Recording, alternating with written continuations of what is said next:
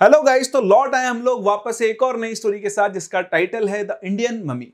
ये जो स्टोरी है ये शेयर की हमारे साथ हमारे एक सब्सक्राइबर ने जिनका नाम है Gaurav Sandil. So story credit goes to Gaurav. और गौरव आई थिंक खुद झारखंड से हैं। ये स्टोरी झारखंड को बिलोंग करती है। बहुत पुरानी स्टोरी है, 1960-70s के आसपास की स्टोरी है। और स्टोरी में कई पॉइंट्स आपको ऐसे लग सकते हैं कि वो रियल नहीं होंगे, लेकिन स्टोरी बड़ी इंटरेस्टिंग है और सुनने में आप लोगों को मजा आएगा। और स्टोरी में स्टार्ट करूं उससे पहले अगर आपने चैनल को सब्सक्राइब नहीं किया तो सब्सक्राइब जरूर कर लें और वीडियो को लाइक करना तो बनता ही बनता है। तो अगर आपको स्टोरी पसंद आए तो वीडियो को जरूर लाइक करें, शेयर करें और सब्सक्राइब भी करें ताकि अगली स्टोरी जब आएगी तो आपको पता लगे। उसके लिए आप बेल नोटिफिकेशन को जरूर ऑन कर लेना, ठीक है। स्टोरी स्टार्ट करते थे कि स्टोरी स्टार्ट होती है गोवा। गोवा एक जगह है झारखंड के अंदर। आज से कंपेयर ना करें, जब मैं आपसे बात कर रहा हूं 1960-70s, तो उस टाइम पर एक छोटा सा गांव हुआ करता था और यहाँ पर आयरन ओर्स की माइनिंग होती है, ठीक है। आयरन ओर्स की माइनिंग होती है। आज तो यहाँ पर सेल है और सेल से बहुत ज्यादा वहां पर आयरन ओर्स की माइनिंग होती है, पर हम बात करें 1960-70s की, तब इतना ऑर्गेनाइज नहीं थी चीजें, ठीक है। और एक छोटा सा गांव था। तो ऑब्वियसली क्योंकि यहाँ पर माइनिंग होती है तो मोस्टली जो गांव के लोग थे वहां पर माइनिंग वर्कर्स की तरह काम करते थे। और एक रात जब नाइट शिफ्ट में माइनिंग चल रही थी, तो माइनिंग चलते चलते अचानक से जब माइनिंग का काम हो रहा था तो नाइट शिफ्ट में अचानक से लोगों को एक डेड बॉडी मिलती है। वो जो डेड बॉडी उनको मिलती है ना, माइनिंग करते करते उनको डेड बॉडी मिलती है। वो जो डेड बॉडी उनको मिलती है, उस डेड बॉडी के चारों तरफ सफेद कलर का कपड़ा, पट्टियां बंधी थी, जैसे पहले ममीज में बंधा करती थी। तो इस तरह से उनको एक बॉडी मिलती है जो कि पूरी तरह से पट्टियों से बंधी हुई होती है। और सबसे इंपॉर्टेंट, जो उसके पैर और हाथ रस्सियों से बंधे हुए होते हैं। तो वो लोग उस बॉडी को निकालते हैं, पहले एकदम से डर जाते हैं लोग, लोग यहाँ पे पता नहीं किसने लाश बिछा दी। तो उन्होंने उसको निकाला और बाहर रखा और वापस यहाँ पे और खुदाई करने लगे। हो सकता है कोई और लाश मिल जाए या फिर इससे रिलेटेड कुछ सामान मिल जाए, लेकिन ऐसा वहां पर कुछ भी नहीं मिला। तो बहुत देर तक माइनिंग उन्होंने खुदाई कर ली, उसके बाद भी उनको कुछ नहीं मिला। तो वो लोग डेड बॉडी की चारों तरफ, आपको पता है इंडिया में था ना, इंडिया में तो जेसीबी की जब खुदाई होती है तो ही लोग बहुत सारे इकट्ठा हो जाते हैं। तो अगर मम्मी मिल जाएगी, ऐसी डेड बॉडी मिल जाती है, तो उस टाइम पर सारे माइनिंग के वर्कर जो सब आके वहाँ पे खड़े हो गए चारों तरफ। तो उनमें से होता ना एक वो बिल्कुल तगड़े दादा टाइप, क्या बोलते हैं उनको, वो मतलब हेवी ड्राइवर है ना। हाँ, नहीं बेसिकली वो जो लोग दादा टाइप होते हैं ना, वो लोग वहां पे आए। उनमें से कोई कहा तुम क्या है, ये क्या है, क्या हाथ कैसे बंधे हुए इसके। तो उसने क्या किया, उसके हाथ खोल दी। अब जैसे ही उसने उस मम्मी के हाथ और पैर खोले, अचानक से क्या हुआ, बिल्कुल कोहरा कोहरा, बिल्कुल धुआं धुआं हो गया चारों तरफ से। और जैसे ही धुआं छटा, देखा लोगों ने कि वो गायब हो गई, बॉडी वहां से गायब हो गई। बड़ी अजीब सी बात है, लेकिन जैसा इन्होंने डिस्क्राइब किया मैं आपको बिल्कुल ऐसे बता रहा हूँ। बॉडी वहां से गायब हो गई और थोड़ी देर के बाद अचानक से वो बॉडी जो थी वो उठकर वो उन लोगों को मारना शुरू हो गई। तो वो जिस औरत की डेड बॉडी, एक्चुअली वो एक औरत की डेड बॉडी थी, और वो उन लोगों को उसने मारना शुरू कर दिया। और लोग भाई साहब त्राहिमाम करके भागे वहां से, सारे वर्कर इधर उधर भाग गए। और ये बात पूरे गांव में फैल गई कि कल ऐसा इंसिडेंट हुआ, रात के टाइम ऐसा इंसिडेंट हुआ है कि एक डेड बॉडी मिली और जैसे उसके हाथ पैर खोले, वो जो डेड बॉडी है वो उठ के लोगों को मारने लग गई। और वो पता नहीं कहाँ गई, किसी को पता नहीं चला। जो लोग उसकी झपट में आए उसको उन्होंने मार दिया, ना वो लोग मिले ना वो बॉडी मिली। अब गांव में बात फैल गई कि भैया ऐसा कुछ एक लोचा हुआ है। खैर कुछ लोगों ने भरोसा किया, कुछ लोगों ने नहीं किया, ठीक है। अब क्या हुआ, इस इंसिडेंट के बाद इस गांव में फ्रीक्वेंटली ऐसे इंसिडेंट होने लगे। पहले गांव था, गांव के चारों तरफ जंगल था, ठीक है। तो लोग जाते थे जंगल में, कोई लकड़ी उठाने जाता था, है ना। पहले मतलब जैसे हमारे यहाँ टॉयलेट्स होते हैं वैसे तो हुआ नहीं करते थे, लोग खेतों में जंगल में जाया करते थे, ठीक है। तो जब भी कोई अकेला सुनसान रास्ते में जाता तो भैया या तो वो गायब हो जाता या उसको वो औरत दिखाई देती थी। अब कई लोगों ने उस औरत को देखा और देखते ही भाग लेते थे लोग, क्योंकि उन्होंने कहानी तो सुनी हुई थी भाई। बात तो आग की तरह फैलती। गांव कितना छोटा सा गांव था ना, तो पहले खैर इतना सोशल मीडिया वगैरह तो नहीं था, पर फिर भी पूरे गांव में तो आराम से बात फैल जाती थी। तो कई गांव के लोगों का इसके साथ सामना हुआ और लोगों ने एक पैटर्न नोटिस किया। पैटर्न क्या नोटिस किया कि जब भी किसी को ये दिखती या किसी के साथ कोई घटना होती या कोई हादसा होता, तो उनको उससे पहले किसी के हंसने की आवाज आती थी। किसकी आवाज आती थी? हंसने की, हाँ, है ना। वो तो गिगलिंग साउंड, वो साउंड वहां पे आता था कि जैसे कोई औरत हंस रही है। ये जो आवाज थी ये पहले दूर से सुनाई आती थी, फिर धीरे धीरे इसकी इंटेंसिटी बढ़ती जाती है। जैसे कोई आपको अप्रोच कर रहा हो, तो पहले एक बार साउंड आया, वो दूर से आया, फिर दूसरी बार साउंड आया, थोड़ा और पास आया, फिर तीसरी बार आया, थोड़ा और पास आया। और इस तरह से वो इनको अप्रोच करती है और जैसे ही बहुत क्लोज आता था वो उनको दिखाई दे जाती थी। और अगर वो उनके हत्थे में आ गए, उसके हत्थे में आ गए, तो वो उनको कर देती थी। तो इस तरह से कई लोगों को इस बारे में पता चला, कई लोगों ने उसे देखा भी था, लेकिन वो कहाँ गायब हो जाती थी कोई नहीं जानता था।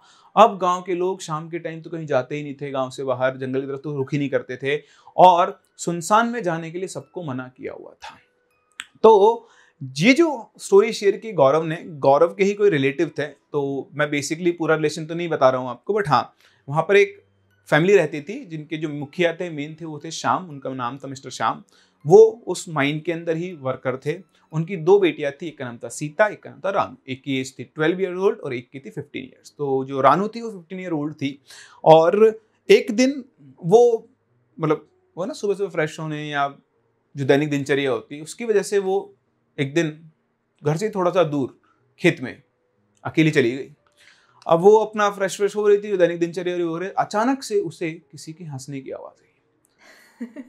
अब सब लोगों को पता था, तो उसे लगा कि उसके दिल का वहम है, तो उसने इग्नोर किया। तो हंसने की आवाज आई और वापस रुक गई। फिर थोड़ी देर बाद अचानक से उसे वापस से हंसने की आवाज आती, लेकिन ये आवाज जो इस बार और क्लोज आ चुकी थी। उसको लगा उसने कुछ प्रॉब्लम है। फिर आवाज रुक गई। फिर उसने हिम्मत करके रुकने की कोशिश की, तो तीसरी बार वो आवाज और पास है। जैसे उसे और आवाज, एक और बार हंसने की आवाज आई, वो वहां से भाग छूटी और भाग के सीधा अपने घर पहुंचने होता है कि भाई ऐसी ऐसी बात हुई है, और उसने सबको बता दिया घर के अंदर। अब ये सबको पता लग गया, तो लोगों ने भाई तुम अकेले कहीं मत जाया करो, घर में सबको बोल दिया घर में कोई भी बाहर अकेले नहीं जाए, गांव में सबको पता है, तो इस चीज का ध्यान रखना है कि ऐसी चुड़ैल है या भूत है या आत्मा है, जो भी है, ये उसका साया घूम रहा है और ये सबके लिए खतरनाक हो सकता है। ठीक है भाई, बात आई गई हो गई। तो एक दिन रात के टाइम पर, पहले क्या होता था, झोपड़ियां होती थी मिट्टी से लिपी हुई, ठीक है, तो उनके पास क्या था, कमरे में सभी लोग साथ में सोया करते थे वो लोग। तो उनके कमरे के जस्ट बाहर एक खिड़की थी जिससे बाहर का सब कुछ दिखता था। तो एक दिन रात को सब लोग सो रहे थे, सोते थे, अचानक से रानू की आंख खुली और उसे नींद नहीं आई। तो उसने सोने की कोशिश की बहुत देर, तो उसे नींद नहीं आई, तो लेटी हुई थी। अचानक से उसे वापस से किसी के हंसने, बहुत दूर से कहीं से हंसने की आवाज आती। ये आवाज बिल्कुल वैसी थी जो उसको उस दिन भी सुनाई आई थी। आवाज आई, बंद हो गई। फिर थोड़ी देर के बाद अचानक से आवाज आई हंसने की, और इस बार वो आवाज थोड़ी और पास थी। तो एग्जैक्टली सेम पैटर्न फॉलो हो रहा था जो पैटर्न उस दिन भी फॉलो हो रहा था। फिर आवाज बंद हुई, फिर वो आवाज हंसने की आई, तो और पास आई। अब रानू को डर लगने लगा, क्योंकि सेम उसने ये पैटर्न पहले भी ऑब्जर्व कर लिया था। उसको पता था कि भाई अब तो वो मतलब जो औरत है, वो उसका भूत है, वो आत्मा है, वो जो कुछ भी है, वो उसकी तरफ आ रही है। और वो आवाज की इंटेंसिटी धीरे बढ़ती जा रही थी, बार बार आती, फिर रुकती, फिर बढ़ती, फिर रुकती, फिर बढ़ती, फिर रुकती। तभी अचानक से उसने जब खिड़की की तरफ देखा, तो उस खिड़की ऊपर 2 हाथ, खून से सने हुए 2 हाथ ऐसे उसकी खिड़की ऊपर दिखाई दी। और वो जोर से चिल्लाने लगी। अचानक से उसकी माँ उठी और उसने उसका मुंह बंद कर लिया। दोनों को वो हाथ दिख रहे थे, लेकिन उसकी माँ ने हिम्मत रखी और उन लोगों ने बिल्कुल भी आवाज नहीं की, बिल्कुल चुपचाप वो पड़े रहे। थोड़ी देर के बाद वो हाथ खिड़की से हट गए, चले गए, और फिर से उसे वो हंसने की आवाज आने लगी, लेकिन इस बार हंसने की आवाज उनसे दूर जा रही थी। तो फिर हंसी की आवाज आती, फिर वो और दूर चली जाती, फिर हंसी की आवाज आती, फिर वो और दूर चली जाती। और इस तरह से उस दिन बिना कोई आवाज करने की वजह से, मतलब उन्होंने कोई आवाज नहीं की, इसलिए शायद वो बच गए। या हो सकता है कि वो जो भूतनी, जो भी आत्मा थी, उसका मूड चेंज हो गया हो और वो किसी और की तलाश में वहां चली गई हो सकता है उसने देखा हो कि यहाँ तो बहुत सारे लोग हैं, वो सिर्फ सुनसान या अकेले इंसान को अपना निशाना बनाती थी। कुछ भी हो सकता है, बहुत सारे रीजंस हो सकते हैं, बट उस दिन रानू बच गई।